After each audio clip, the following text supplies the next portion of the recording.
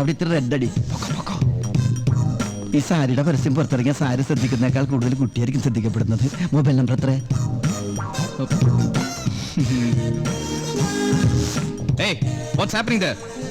ഒന്നുമില്ല സാർ, ഈ ആട്ടിലെ പിള്ളേരെന്തേ? ഞാനിവിടെ ഉണ്ട് സാർ. മൊബൈൽ നമ്പർ തരണേ. ആരെയും ഇവിടെ കൊണ്ടു വെച്ചത്?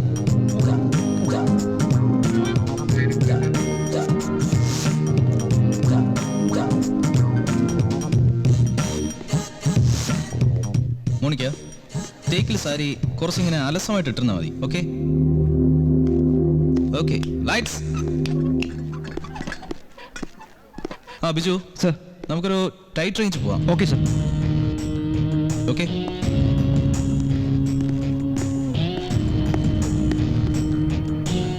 Excuse me sir, this is always suggestion sir. Yes. സാരിയുടെ അല്ലേ സാർ ആഡ്? നോർത്തിലെ പോലെ അല്ല, കേരളത്തിലെ സ്ത്രീകൾ കുറച്ചുകൂടെ ജെന്റിലായ ആഡാവും ഇഷ്ടപ്പെടുക. മാത്രമല്ല സാരിയുടെ ഭംഗി ഹൈലൈറ്റ് ചെയ്യാനും ആഡ് സെക്സി ആവാത്തതാവും നല്ലത്. Your good name please? I am Srinath. Sreenath.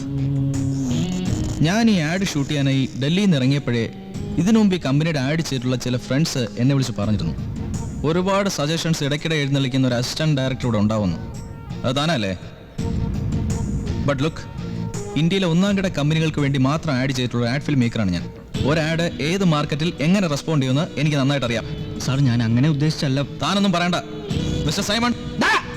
ഈ ആട്ടിലെ പിള്ളേരെന്തേ? ഞാൻ ഈ ആഡ് ഷൂട്ട് ചെയ്യണമെങ്കിൽ എന്നെ ഇറിറ്റേറ്റ് ചെയ്യുന്ന ആരും സെറ്റി പാടില്ല.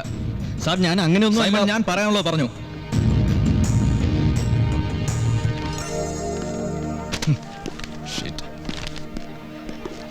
ടേക്ക് ടേക്ക് ടേക്ക്, എല്ലാവരും പോ.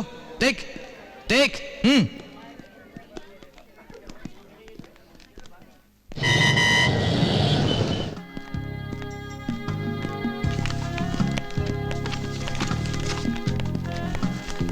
മാഡം, മോമെന്ന് പുറത്ത് നിൽക്കുന്നുണ്ട്.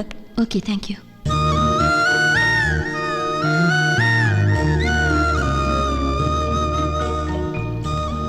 എന്താ ശ്രീ, എന്താടാ, എന്തെങ്കിലും പ്രോബ്ലം ഉണ്ടോ?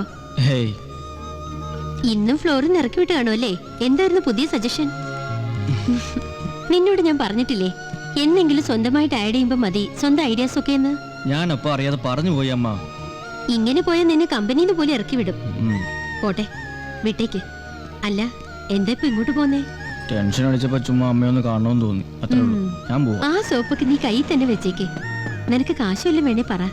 ഏയ്, നിക്കേ, നിന്റെ സാലറി ഒക്കെ കഴിഞ്ഞാണെന്ന് അമ്മയ്ക്കറിയാം. നീ ഇവിടെ നിക്കേ, ഞാൻ ഇപ്പൊ വരാം.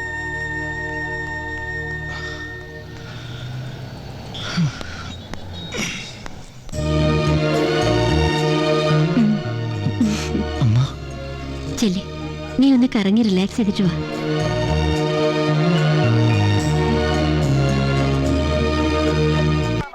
മൊബൈൽ നമ്പർ അല്ല, ഈ നാപ്പിലെടുത്ത ഇവിടെ ഇരിപ്പുണ്ടായിരുന്ന വല്ല ഓൺലൈൻ ലോട്ടറി അടിച്ചിട്ട് വേണം സ്വന്തമായിട്ട് ഒരു ആഡ് കമ്പനിയൊക്കെ തുടങ്ങാൻ. പിന്നെ ആഡ് ഫിലിമൊക്കെ സ്വന്തമായിട്ട് ചെയ്യാമല്ലോ. അമ്മയെ ജോലിക്ക് വിടുകയും വേണ്ട. പണ്ട് ഏതോ ഒരു ശ്രീനിവാസ സിനിമയിൽ പറഞ്ഞ പോലെയാ. ഏതൊരു ശ്രീനിവാസനോ? ഏതോ സിനിമയിൽ ശ്രീനിവാസൻ പറഞ്ഞ പോലെ.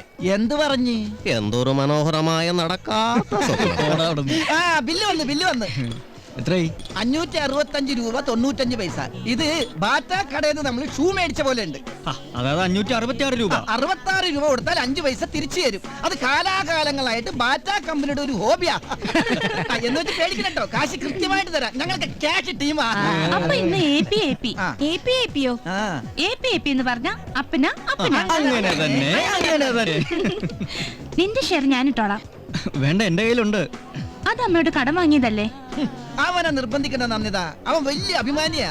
എനിക്ക് പിന്നെ അഭിമാനമോ അപമാനമോ ഇല്ലാത്തവനാണല്ലോ. അതുകൊണ്ട് ടിപ്പ് കൊടുക്കുന്ന ചില്ലറ വരെ എനിക്ക് അന്നേക്ക് ഞാൻ നോ എന്ന് പറഞ്ഞ പ്രശ്നമില്ല. കൂടെ മാത്താം. 10,000-2000 രൂപ ഞാൻ നിനക്ക് കടമുണ്ട്. പേടിക്കണ്ട, വാങ്ങുമ്പോ ഞാൻ പലിശ മുതലും കൂടെ വാങ്ങിക്കോളാം. ഇങ്ങനെ കിട്ടുന്ന പലിശക്കാശാണ് ഇടക്കിടക്ക് ഈ കാൽബറീസ് തട്ടണത്. പോത്ത നിന്റെ അച്ഛൻ. ഇനി എന്താ പ്രോഗ്രാം? എനിക്ക് സ്റ്റുഡിയോ പോണം, കുറച്ചു പേർക്ക് പെൻഡിങ്ങാ. അപ്പൊ നിന്നെ ഞാൻ ഡ്രോപ്പ്. അപ്പൊ നന്ദിതേ, നോ പ്രോഗ്രാം. വീട്ടിൽ പോകുന്നു, സുഖമായി കിടന്നുറങ്ങുന്നു. വീട്ടിലെ കൊറ്റക്കല്ലേ? അപ്പൊ ഞാനുണ്ട് കൂടെ. അപ്പൊ നീ എന്നെ ഡ്രോപ്പ് ചെയ്തോ? എടാ വൃത്തിയേട്ടവനെ, നമ്മൾ ഒരുമിച്ചല്ലേ ഇവിടെ വന്നത്? എന്നിട്ടൊരു പെണ്ണെ കൈ കിട്ടിപ്പോ എന്നെ വിട്ടു അല്ലേ? അതല്ലേലും അവന്റെ സ്ഥിരം പരിപാടിയാ. എന്നാലും എന്റെ ശ്രീ, മാത്തനെ എവിടെയെങ്കിലും തനിച്ച് ഉപേക്ഷിച്ചു പോകുന്നത് മോശമല്ലേ? മാത്തനല്ല, ആർക്കായാലും അത് ശരിക്കും ഫീൽ ചെയ്യും അല്ലേ മാത്ത? അപ്പൊ നിങ്ങൾ ഇവിടുത്തെ മാറ്റിപ്പോ. പോകടാ, നിനക്കൊക്കെ ഫ്രണ്ട്ഷിപ്പ് എന്താണെന്ന് അറിയാൻ പാടില്ലടാ. ഇവരെ കണ്ട് പഠിക്കടാ. അപ്പൊ ഇത് കൂട്ടുകാരാണല്ലേ? അല്ല ഫ്രണ്ട്സാ. നമ്മളാരാ മനസ്സിലായില്ല? ഫോട്ടോഗ്രാഫർ. ആണാ? എന്നാ കപ്പലിൽ നിന്നടക്ക പോയി ഫോട്ടോ എടുക്കടോ. എന്താണ് നന്ദു, ഇപ്പൊ പുറത്തിരുന്നാണോ പഠിത്തം? അത് ഞാൻ വെറുതെ. ഞാൻ പറയാൻ ശ്രീ കാര്യം. എന്താ? ദേ, ആ വീട്ടിൽ പുതിയ താമസക്കാരാ. കൂട്ടത്തിൽ 8ാം ക്ലാസ്സിൽ പഠിക്കുന്ന ഒരു കൊച്ചുണ്ട്. അവളെ കാണിക്കാനാ പുറത്തിരുന്നുള്ള ഈ അഭ്യാസം. ആണോടാ? അവളെയൊക്കെ ഞാൻ വിട്ടു ശ്രീയേട്ടാ. ഇപ്പൊ അവള് ചേച്ചിയാ നോട്ടം. കിട്ടും കേട്ടോ നിനക്ക്. വാ.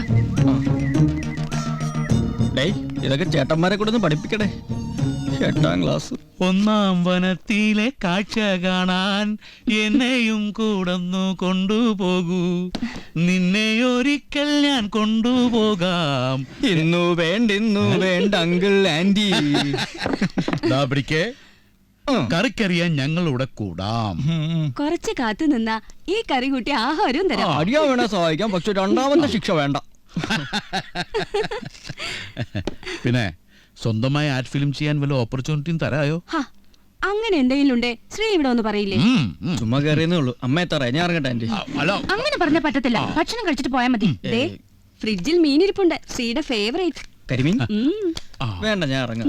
ആ ശരി. ദാ, അങ്ങനെ വലിയ ജാടയൊന്നും കാണിക്കണ്ട. മീൻ വേണമെങ്കിൽ പെട്ടെന്ന് റെഡിയാക്കി ഞാൻ പൊതിഞ്ഞു തരാം. പൊടി കാഡ്ബറീസ്.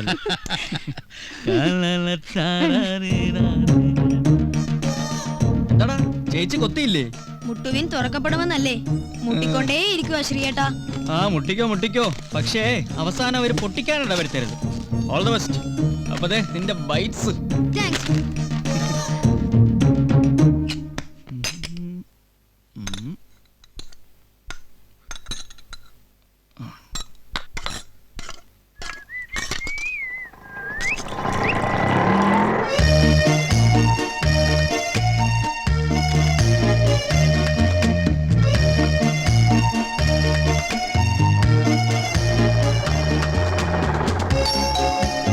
Yes, come in.